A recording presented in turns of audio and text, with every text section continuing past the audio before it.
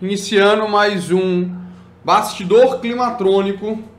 E no bastidor de hoje vamos direto ao ponto. Essa nova temporada do bastidor, trazendo uma visão mais em detalhes de alguns reparos, que às vezes virarão aulas, outros nem tanto, mas a gente está trazendo uma visão mais do lado de dentro, da parte do bastidor mesmo, do reparo, tá? Hoje eu vou trazer a seguinte temática, o seguinte mote, o seguinte norte pra gente.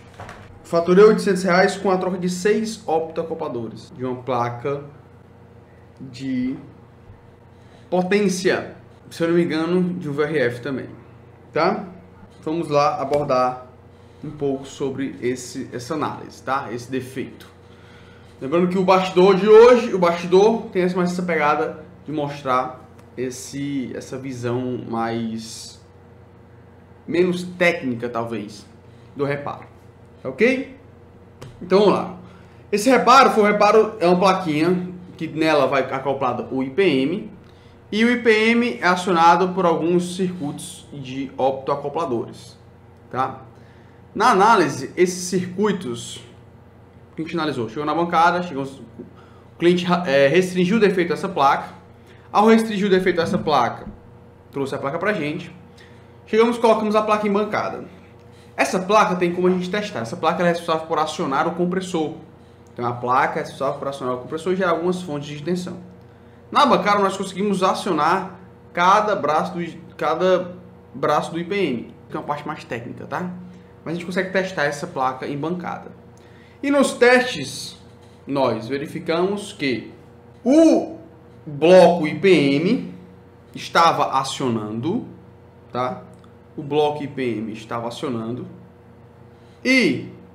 porém, o sistema de acionamento estava com problema.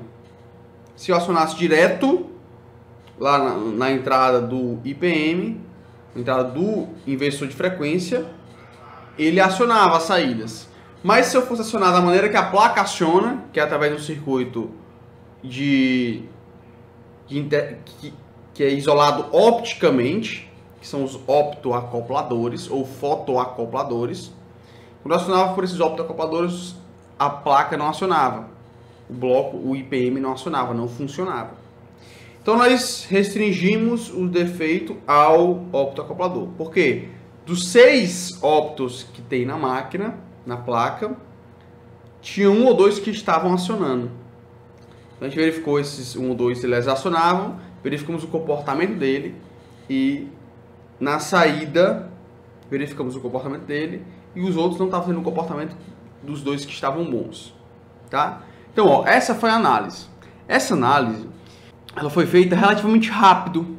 Eu não tive que tirar componente nenhum da placa, eu simplesmente peguei, botei na bancada, energizei o que tem que energizar, os pontos de energização, energizei com segurança e esses testes precisam de 2 técnicos, né? Então, na verdade, nessa placa ficou eu e o Mário lá, testando ela e acionava a entrada, testava a saída, acionava a entrada, testava a saída. E nesses testes, nós diagnosticamos, restringimos o defeito aos optoacopladores, porque os optoacopladores não estavam com o comportamento correto. Foi rápido ali a análise, algo em torno de, talvez, no máximo 1 hora, desde o ponto de botar na bancada até dar o diagnóstico. O que é que demorou? Não achamos esses componentes no Brasil. De novo, por importação. Então a importação ela demora mais quando não se tem em estoque. Agora nós temos em estoque. Então demorou mais para chegar. Porém, rapidamente nós conseguimos restringir o defeito. Então bota na bancada, faz a análise, faz o teste, identificamos os optoacopladores e identificamos os defeitos nos optos. O cliente tinha a disponibilidade para esperar. Relatamos ao cliente que o defeito e o componente não tinha no Brasil, teremos que importar. Importamos, o componente chegou, trocamos, realizamos os testes e liberamos a máquina para o cliente, tá? Olha, esse componente é esse, quanto foi? É muito caro, não tem no Brasil, né? Deve ser caríssimo. Vamos lá. Eu comprei 50 peças por R$100. Então cada peça saiu a R$2, tá? Cada peça saiu R$2 e foram 6, então eu gastei R$12 para reparar de material, né, de peça, para reparar essa placa desse cliente. É uma placa que custa. Isso é um problema também, tá? Não se acha a placa para vender. Isso é um grande problema, especialmente de máquinas VRF. Alguns bons R$1.000 aí. Alguns mil reais. Então tem, não sei se 4 ou 6 mil reais. Não sei ao certo. Tá? Mas a gente passou uma somente de R$800, o cliente aprovou e nós compramos os componentes. Wander, foi só trocar o componente, a máquina voltou? Vamos lá. Foi só trocar o componente, certo? E foi só a troca de componente que nos custou R$12. Só que não é só a placa, não é só a troca, né? Esse diagnóstico foi rápido pelo fato de a gente ter o conhecimento na placa, pelo fato de a gente conseguir restringir rápido o defeito, ter técnicas que permitem a gente restringir rápido o defeito, tá? É uma placa que já pegamos algumas vezes, já sabemos como ela funciona, sabemos.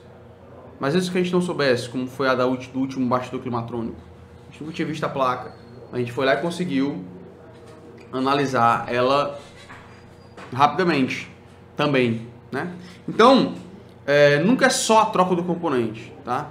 Nunca é só a troca do componente, porque se você analisa só a troca do componente, você está negligenciando toda a análise, você está negligenciando toda uma solução para o cliente. Apesar de ter demorado, a gente está cobrando uma fração do reparo, do valor da placa nova. O cliente optou por esperar. Porque o cliente vai esperar, o que ele esperou para o componente chegar, ele esperaria para a placa chegar também. Porque muitas vezes não tem a pronta entrega. Muitas vezes não, quase sempre não tem a pronta entrega. Deixa eu te explicar como é que funciona a compra de placas de máquinas grandes. Funciona da seguinte maneira. Por não ter muita rotatividade, já as placas que têm rotatividade e não têm a pronta entrega, imagine as de VRF, máquinas maiores, que tendem a dar menos problema, tá? Não é que tenha a dar menos problema, é que tem menos no mercado.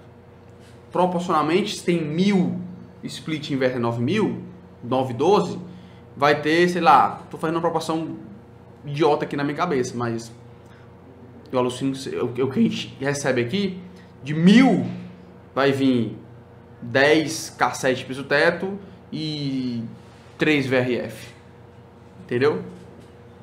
Deixa eu diminuir de 1000 para 10, né? Não, é maior a proporção, mas é muito baixo. Então por isso o fabricante ele nem tem essa placa pronta entrega. Quando o cara quer comprar, como é que acontece? Você vai lá, quanto é a placa? É 7 mil reais, é 6 mil reais, é 5 mil reais. Certo, eu vou querer, pois me paga adiantado.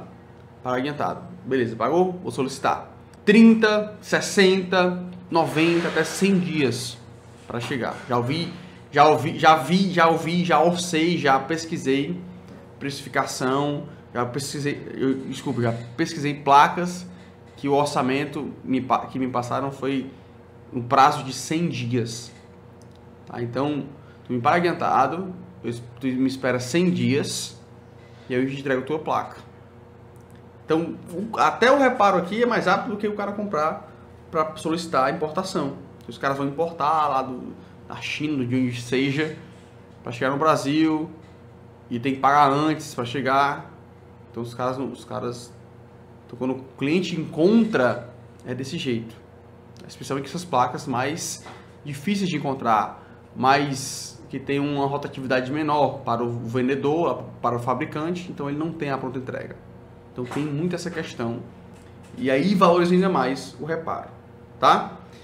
Enfim, então nunca é só troca de componente, é uma solução para o problema do cliente. Mais em conta do que isso que ficou nós cobramos barato, tá? Nós cobramos bem barato, um preço bem abaixo. Por N motivos, né? Por N motivos não vale a pena falar aqui, mas na verdade é um cliente antigo, é um cliente que é bem recorrente, consegue fazer um preço. Eu acho que foi essa lógica que o Lucas utilizou para passar esse preço para ele, certo?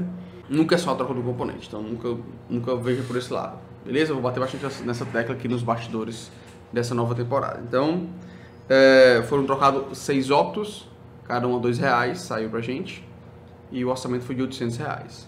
Então sim, foi gasto 12. Sim, foi cobrado 800. Se você quiser enxergar assim, desconsiderando todo o trabalho e toda a solução, R$800 ainda é muito barato em relação à compra de uma nova. Muito, muito barato mesmo.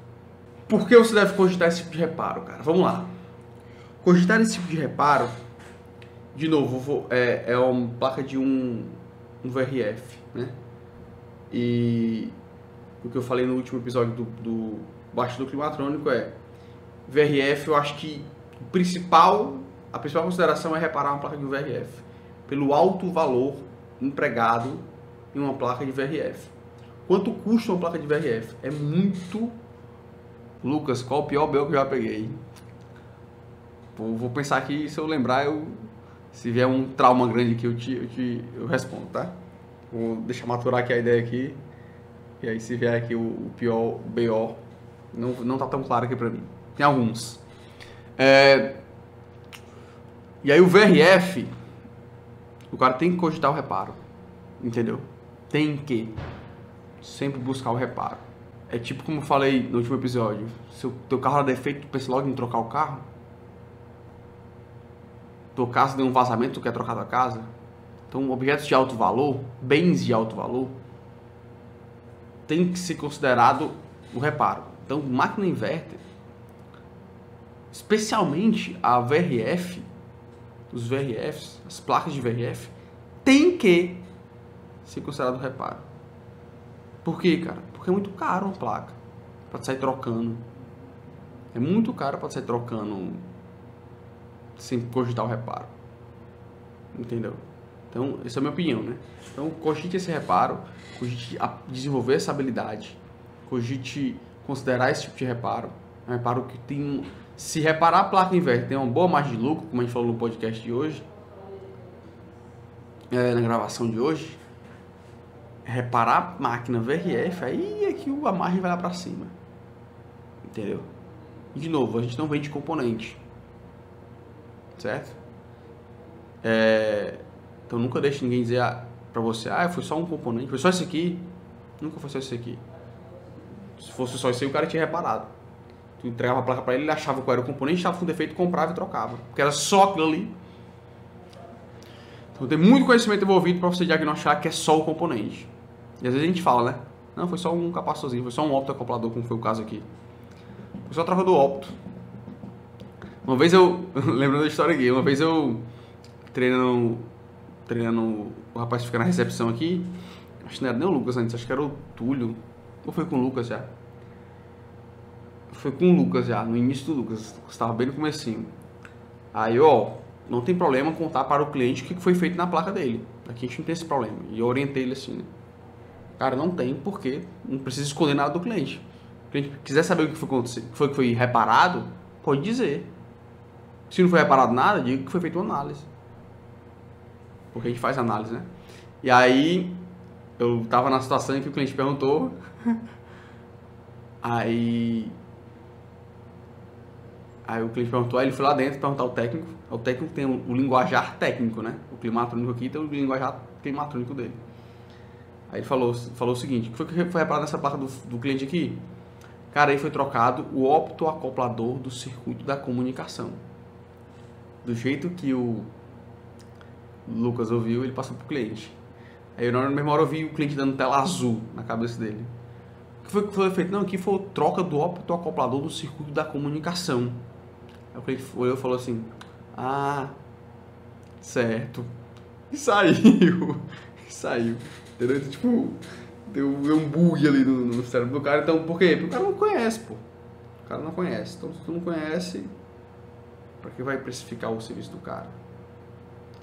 Falou grego, foi totalmente. O cliente ficou bugado, assim. E, cara, disse só que trocou um componente da comunicação. Foi só um componente do circuito de comunicação.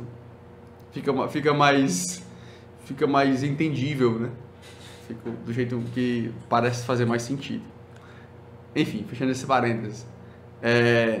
Então nunca é só um componente e nunca deixe acontecer, nunca deixem falar isso pra vocês. Então vamos lá.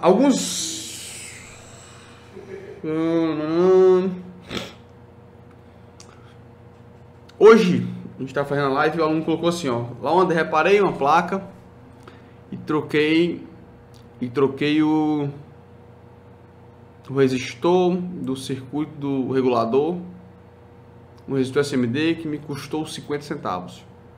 Ele não falou quando ele cobrou no reparo. Às vezes é só um componente mesmo, né? Então essas placas de VRF, alguns alunos já estão reparando elas, já estão faturando bem. E muitas vezes é absurdo, cara, você tem que trocar uma máquina porque o defeito está num componente. Tem que trocar a placa porque o defeito. Trocar a máquina ninguém cogita no VRF, não. É mais raro o cara condenar a máquina todinha do VRF que custa seus centenas de reais, né? Centenas de reais. Centenas de milhares de reais, né? E é mais difícil o cara condenar. Não, troca a máquina aí. Troca o condensador do VRF. Mas condenar a placa em si, por causa de um componente, é mais absurdo. Então tem alguns alunos já que já estão reparando esse tipo de placa, que recebem esse tipo de placa e que dão diagnóstico e realizam os reparos, tá? E sim aumenta suas margens substancialmente, né? A gente fala que o cara fatura de 2 a 5 mil por mês, e se pegar 2 VRF de 2.000, 2.500 cada um, tu fez esse faturamento. E eu reparo que não necessariamente tem que ser demorado. Esse reparo aqui, se eu botar todas as horas trabalhadas, foi algo em torno de 2 horas, 3 horas trabalhadas, né? 2 horas, 3 horas trabalhadas para faturar 800 reais, gastando 12 de material, tá legal, né? Tá legal, entendeu? Tem uma boa margem aí. Então, tem alguns alunos já estão agilizando esse tipo de reparo. Beleza? O que fazer quando não tem um componente? Ó, a gente não tinha um componente, tá? A gente não tinha. E aí é como eu oriento a montar estoque. Muita gente se preocupa, eu tenho que ter um estoque gigantesco. E aí, dica de quem está no dia a dia. Claro, se você tiver grana para montar o estoque e tiver as placas, já tiver pelo menos uma mínima experiência de entender quais são as placas que mais dão defeito e quais os circuitos que mais dão defeito, você consegue levantar um estoque legal, batendo o olho na placa e identificando os componentes que naturalmente dão mais problemas. Inclusive é o que estamos fazendo nessa altura do campeonato aqui, né? Estamos fazendo esse levantamento, tanto de sucatas quanto de componentes em si. Nesse caso, só que tem casos em que, como é a melhor maneira de levantar, também outra boa maneira de levantar estoque, né? De ter o material, de ter os componentes quando não se tem. Quando você tem e não se acha no Brasil, tem que importar, não tem para onde correr, certo? Tem importações que são mais caras e chegam com uma semana no Brasil, dependendo da urgência do cliente, já fizemos isso. Dependendo da urgência do cliente, o componente chega de uma semana para outra. Dependendo da urgência do cliente, tá certo. Quem paga é o cliente, essa urgência dele. Foi uma semana aqui em Fortaleza. E aí, só que sempre quando eu compro para salvar a placa de algum cliente, eu compro sobrando. Sempre que eu compro sobrando. Certo?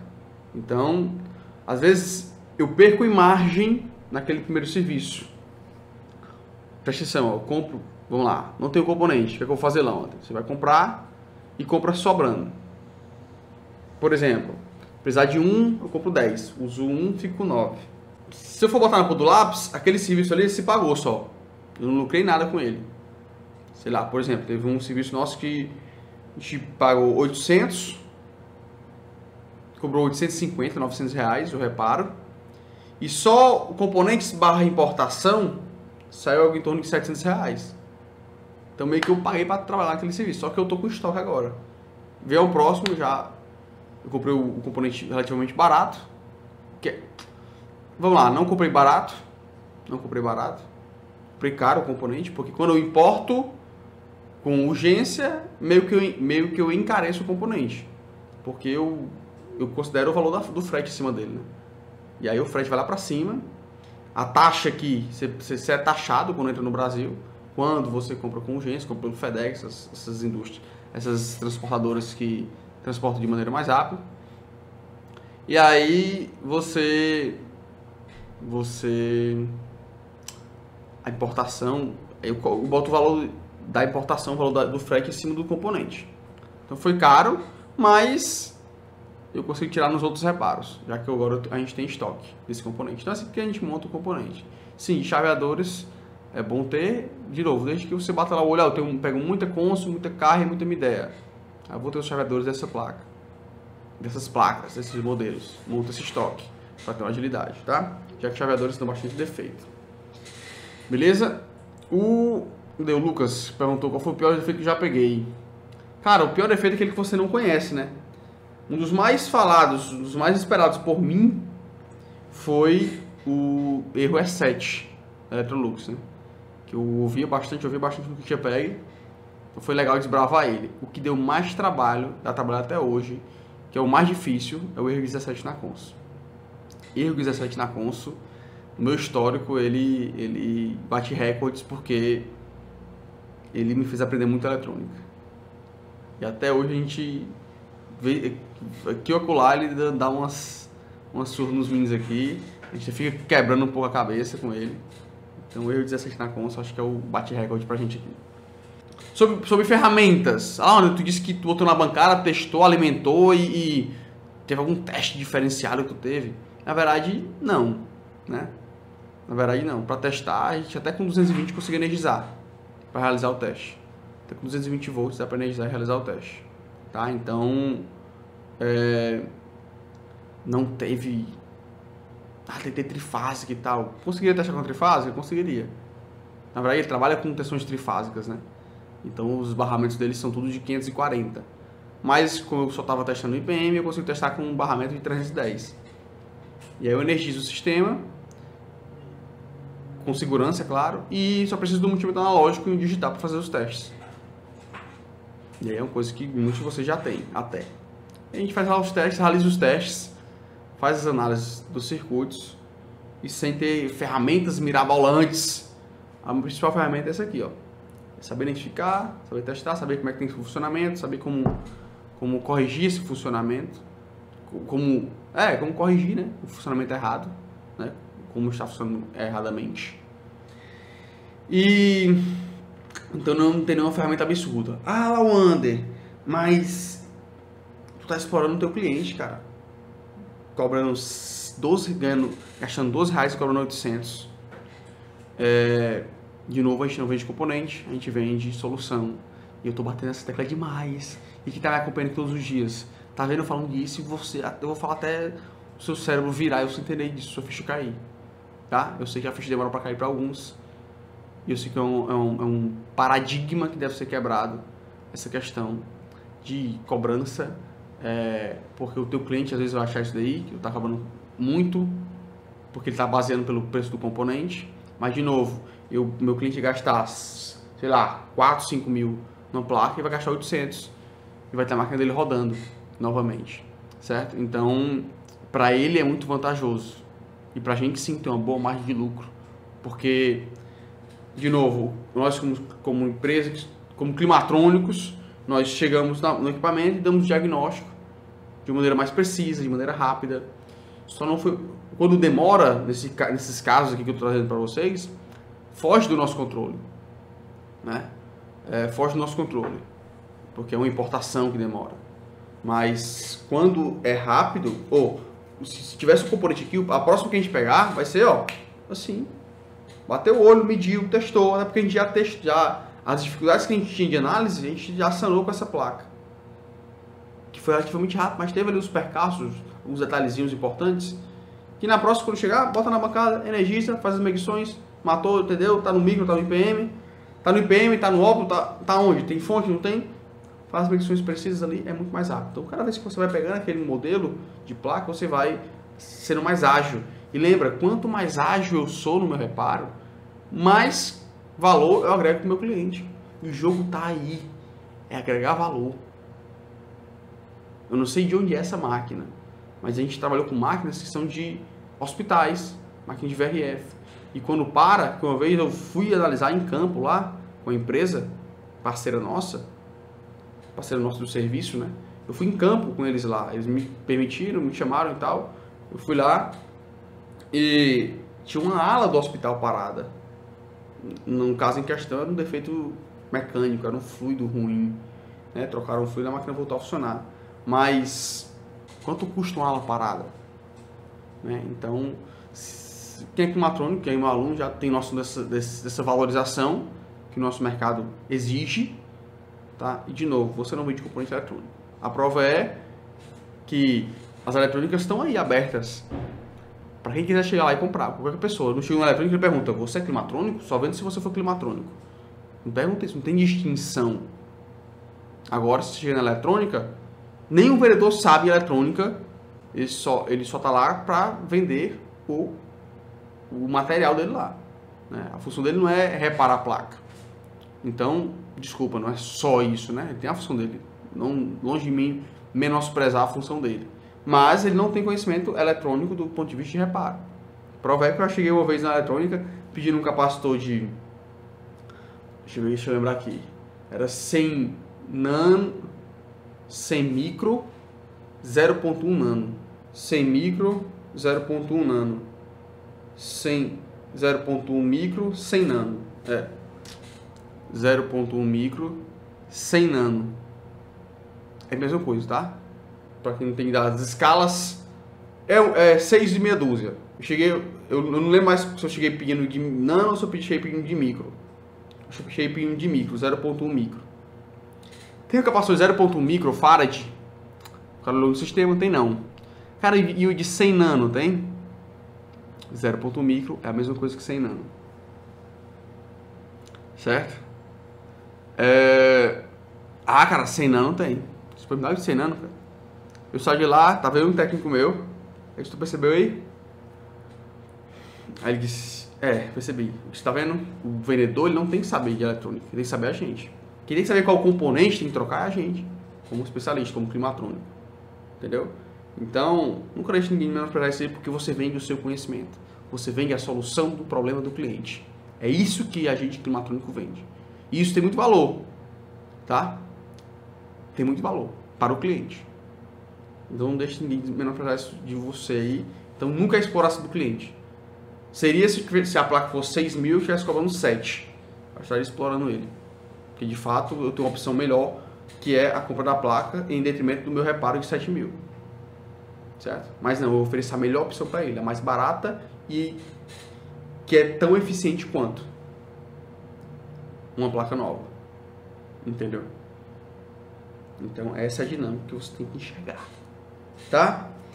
Como seria o jeito errado de reparar essa placa? O jeito errado de você reparar essa placa é trocar o bloco dela. O bloco dela, achando que é o bloco de inversor, né? O bloco inversor dela. Ela tem um bloco separado, um bloco quase o tamanho da placa. Só o bloco é uma grana. Se não me engano, ele é R$1.500 só o bloco. Tá? Só o bloco. Quero entender que o bloco é o IPMC, que faz o compressor rotacionar. E ele fica no dissipador, ele é bem grandão. Aí o cara vai, bate o olho lá, só tem um bloco. O bloco é a parte mais robusta da placa. Então o cara pensa que morreu o bloco. O cara compra o bloco, gasta uma nota, chega, bota o bloco, bota pra rodar, não dá nada. Não, mas aqui agora é fonte. Trocar aqui o chaveador, que é de praste, trocar chaveador em fonte. Troca o chaveador, bota pra rodar, nada. Rapaz, o que agora só pode ser esses óculos. Ou esses. E vai trocando até acertar. É uma placa relativamente pequena. Então dá pra fazer uma varredura dela rapidamente. E todos os componentes. Dá pra analisar todos os componentes. Tá? Você só basta saber testar. Analisar o datasheet e tal. Então a maneira errada de você fazer isso aí, de você atrasar, você, quem sabe até perder grana. Demorar muito tempo. Não vale a pena porque é uma placa que eu consigo cobrar mais caro. Eu demoro 3, 4 dias na placa. Uma plaquinha que é desse tamanhozinho assim. Que é bem pequenininha. Que dá pra fazer uma análise rápida nela. Desde que você saiba como fazer. Saiba como medir. Saiba identificar os componentes, como eles se comportam naquela placa. Tá? Saibam testá-los, saibam analisar a datasheet deles. Mas se você for na linha de trocar, são componentes que você não acha no Brasil, são componentes caros, alguns deles. Esse que eu troquei não foi caro não, mas o bloco é caríssimo. Tá? Em relação a, né? Em relação a outros tipos de componente. Você vai trocar, vai orientar o cliente a trocar, vai passar um orçamento alto para o cliente, aí sim você vai tender a explorar o cliente por não conhecer o componente. Então essa é a maneira errada de você tentar reparar essa placa, porque você vai só gastando até acertar. Uma hora você acerta, você troca todos os componentes da placa, uma hora você vai acertar, é natural, tá? Mas, e a maneira correta? A maneira correta é basicamente como a gente fez. A gente passou mais ou menos a primeira hora analisando ela, o comportamento dela, fazendo medições, sem mexer em nenhum componente, do ponto de vista de tirar o componente, de testar fora. Testamos tudo na placa, fizemos todas as análises na placa, energizamos com tensão abaixo da tensão de trabalho dela e fizemos todo esse teste de funcionamento e verificamos o funcionamento errado, uma incongruência no funcionamento. E aí essa incongruência do funcionamento, esse funcionamento errado, com esse funcionamento errado, nós batemos o olho, identificamos o funcionamento errado e restringimos o defeito. Quando eu restringo o defeito, eu sei qual o componente está com problema. Dito e feito, solicitamos o componente barato. Agora para quem? Para a gente comprou, a solução foi dada para o cliente. A solução do seu problema é essa. Depois que ele aprova a solução do problema dele, quanto mais barato eu comprar o componente, melhor para mim, maior minha margem de lucro. Então, se eu erro lá e eu dou um diagnóstico do bloco, o orçamento do cliente continua o mesmo. Eu que perdi minha margem, porque eu errei no diagnóstico. Então, quando eu sou assertivo, eu sou mais rápido e eu gasto menos. Certo? Tanto em horas de trabalho quanto em componentes comprados. E aí eu dou o diagnóstico, dito e feito, chegou o componente, nós trocamos e a máquina voltou a funcionar. Porque nós identificamos e restringimos o defeito ao componente. Sem tirar nenhum componente, sem mexer na placa do ponto de vista de soldar e restaurar componente, e fomos pontuais. A gente tira o componente com defeito, bota o novo e a placa fica original, certo? Essa é a maneira correta de você trabalhar nesse tipo de reparo. Então, de novo, como eu falei no último bastidor, começar por reparos de VRF não é a minha orientação. O VRF ele é modular, né? Ele é como se fosse a placa do inverter 912, onde eu tenho ali vários circuitos acoplados. O VRF ele divide aqueles circuitos todos, então tem placas modulares. Então o que aumenta a dificuldade dele é isso daí, basicamente. E por trabalhar com tensões elevadíssimas, maiores do que as tensões de placas inverter de capacidade menor, ela tem um risco maior do ponto de vista de acidentes até. Então ela é mais modular. Por ser mais modular, algumas placas necessitam de outras para funcionar. É diferente da plaquinha. Eu pego uma plaquinha de split, tá tudo ali. É só botar a fase neutra, sinal que ela comunica, que ela funciona. Tá? Já no VRF não, muitas vezes, né? No caso ali eu não consigo partir o compressor em bancada. Só com a plaquinha que eu estou analisando. Consigo analisar teste individual de cada braço do compressor. Que é o braço do IPM, na verdade. Mas fazer ela rotacional eu não consigo. Então, tem suas nuances, tem seus detalhes que eu não aconselho você começar por ela.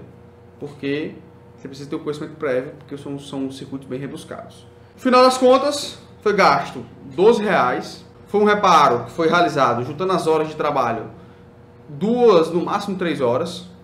E foi cobrado R$800.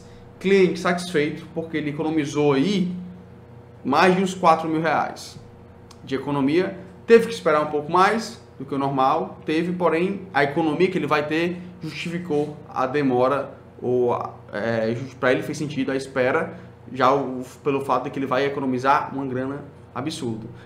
Mas tu gastou 12 e cobrou 800? Beleza, mas o meu cliente economizou muito mesmo cobrando 800.